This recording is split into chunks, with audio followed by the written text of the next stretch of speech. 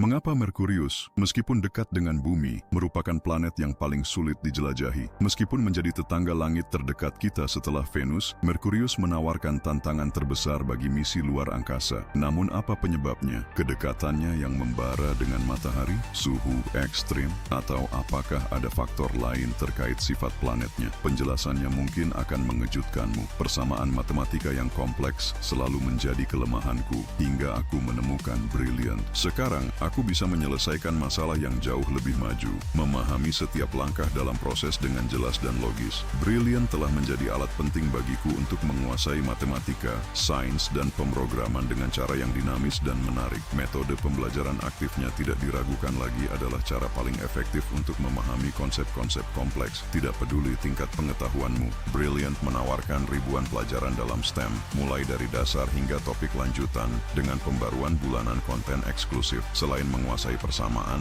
aku juga menjelajahi bidang lain, seperti ilmu data. Aku mempelajari sesuatu yang baru setiap hari di Brilliant, dan siapa tahu, mungkin bahkan akan menerapkan pengetahuan itu di saluran YouTube-ku. Selain itu, saya menyadari bahwa tidak perlu menghabiskan waktu 4 tahun dan investasi besar di perguruan tinggi hanya untuk memahami konsep-konsep yang bisa saya kuasai di Brilliant ini. Hanya dengan sedikit waktu dan biaya yang terjangkau, Anda juga bisa mulai menggunakan Brilliant, mengakses kursus-kursus yang dikembangkan oleh para ahli, dan membawa pengetahuan Anda ke level yang jauh lebih tinggi. Lanjutkan eksplorasi Anda www.brilliant.org, mulai gratis dan nikmati. 200 orang pertama akan mendapatkan diskon 20% untuk langganan premium tahunan dengan menggunakan kode brilliant.org. Insane Curiosity. Planet terdekat dengan Bumi adalah Venus. Ya, Anda tidak salah dengar, Venus. Meskipun Mars sering disebut sebagai yang paling mirip dengan planet kita, Venus adalah yang terdekat karena pada titik terdekatnya, jaraknya hanya 25 juta mil dari Bumi. Apakah itu berarti Mars adalah yang kedua terdekat? Tidak. Posisi kedua ditempati oleh Merkurius, karena jarak minimum antara Bumi dan Merkurius adalah 48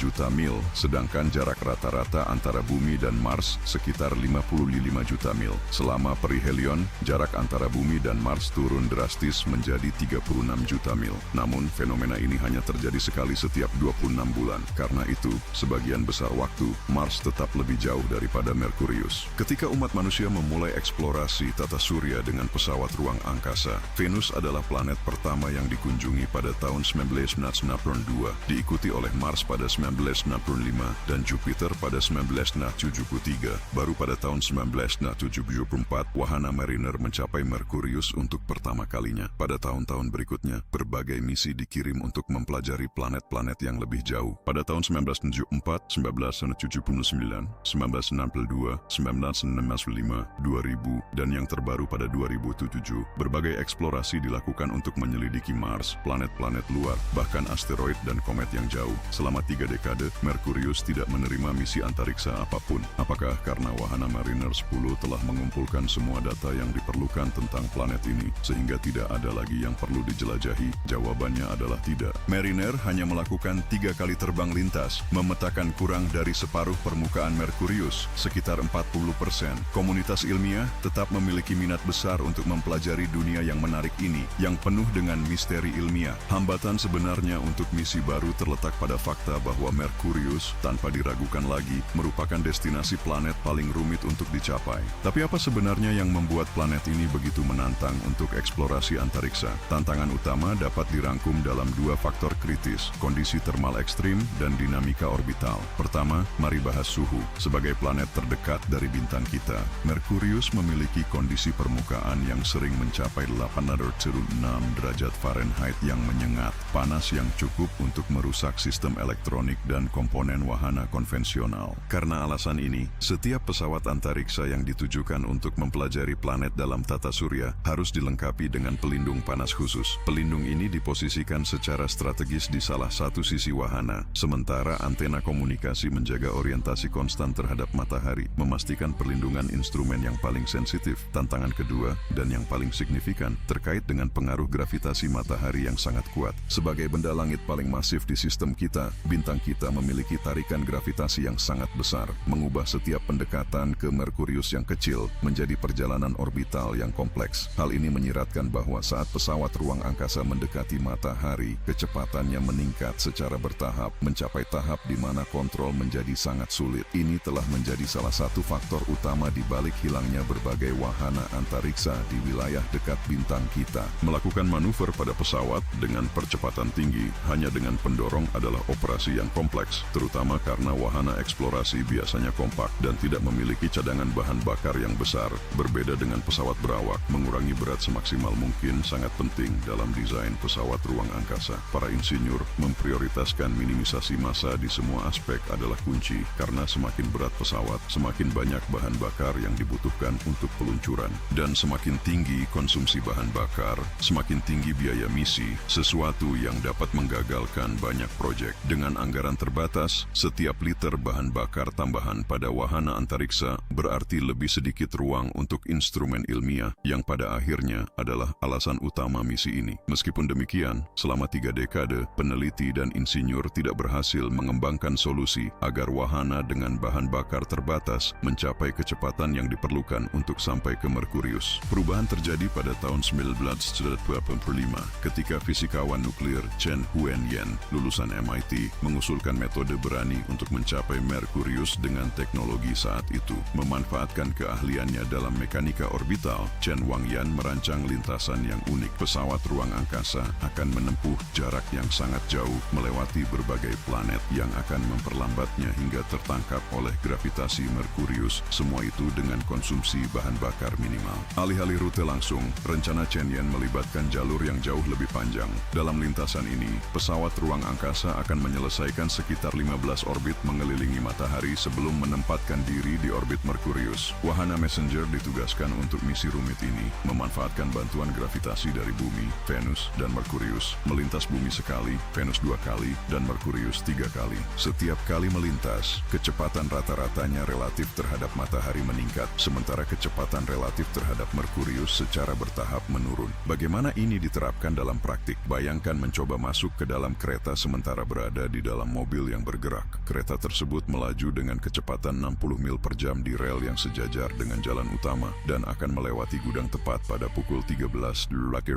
Anda bersiap untuk aksi, memposisikan kendaraan Anda di sepanjang jalan. Pada pukul 12.59.30, Anda menekan pedal gas untuk mengejar kereta. Titik awal Anda lebih dekat ke gudang dibandingkan posisi kereta saat ini, tetapi kereta lebih cepat, mempertahankan kecepatan 60 mil per jam. Keduanya bergerak dalam arah yang sama, sementara Anda berakselerasi hingga 10 mil per jam relatif terhadap titik awal Anda. Relatif terhadap kereta, Anda melaju dengan kecepatan 50 mil per jam. Saat Anda meningkatkan kecepatan relatif terhadap gudang, kecepatan relatif Anda terhadap kereta berkurang. Anda semakin mendekat. Anda menyesuaikan akselerasi untuk melewati gudang tepat pada 60 mil per jam. Ketika kereta melintas, Anda mengurangi kecepatan hingga 0 relatif terhadap kereta, sementara tetap mempertahankan 60 mil per jam relatif terhadap gudang. Dengan cara yang serupa, pesawat ruang angkasa Messenger menggunakan bantuan gravitasi planet untuk mendapatkan kecepatan relatif terhadap matahari secara bertahap mendekati orbit Merkurius. Setelah mencapai kecepatan ideal, pesawat tersebut menyalakan pendorongnya untuk ditangkap oleh gravitasi planet dan memulai orbitnya. Messenger adalah pesawat ruang angkasa yang kompak, diluncurkan pada 3 Agustus 2004. Dengan lebar hanya 1,3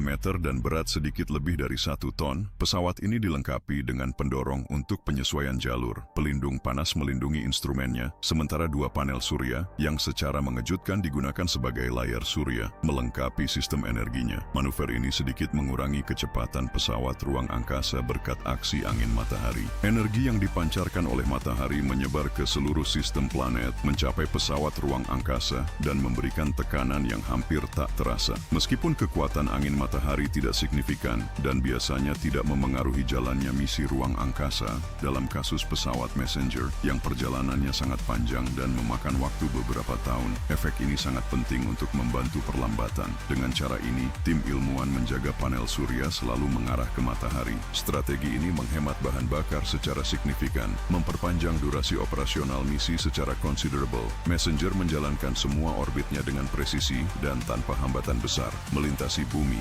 Venus, dan akhirnya melakukan 3 pendekatan ke Merkurius sebelum akhirnya ditangkap oleh gravitasinya pada 11 Maret 2011. Trajektori lengkap Messenger totalnya sekitar 4,9 miliar mil, memakan waktu sekitar 7 tahun untuk diselesaikan. Saat mencapai orbit Merkurius, Merkurius, pesawat memulai orbit elips, berayun antara 125 mil dan 9.320 mil dari planet tersebut. Pendekatan ini diperlukan karena permukaan Merkurius memantulkan panas dengan intens, berfungsi seperti cermin surya raksasa, menjaga pesawat terlalu dekat dengan planet untuk waktu yang lama, bahkan dengan perlindungan termal, dapat membahayakan instrumennya atau, dalam situasi kritis, menyebabkan kegagalan operasional. Karena radiasi matahari di Merkurius 7 kali lebih kuat daripada di bumi, dipilihlah orbit eksentrik memungkinkan pesawat secara berkala menjauh untuk menghilangkan panas yang diserap. Selama 4 tahun berikutnya, Messenger menangkap ribuan gambar permukaan Merkurius, memberikan data penting untuk mempelajari komposisi kimia, geografi, dan struktur geologinya. Pada 30 April 2015, dengan bahan bakar yang habis, para ilmuwan sengaja mengakhiri misi dengan menabrakkan pesawat ke permukaan Merkurius. Dengan demikian, berakhirlah salah satu misi paling relevan dalam eksplorasi luar angkasa. Wahana Messenger bertanggung jawab atas penemuan yang luar biasa. Gambar yang ditangkap oleh pesawat tersebut mengungkapkan bukti yang menunjukkan adanya es di wilayah kutub Merkurius. Kini, Badan Antariksa Eropa, ESA, bekerja sama dengan Badan Eksplorasi Dirgantara Jepang, JAXA, memulai sebuah usaha luar angkasa baru yang berjanji untuk menjelaskan secara definitif apakah Merkurius memiliki cadangan air atau tidak. Ini adalah misi Bepi Colombo yang diperkirakan akan mencapai orbit planet tersebut pada tahun 2025. Apakah Anda ingin kami menghasilkan video rinci tentang ekspedisi penting ini? Berikan pendapat Anda di bawah.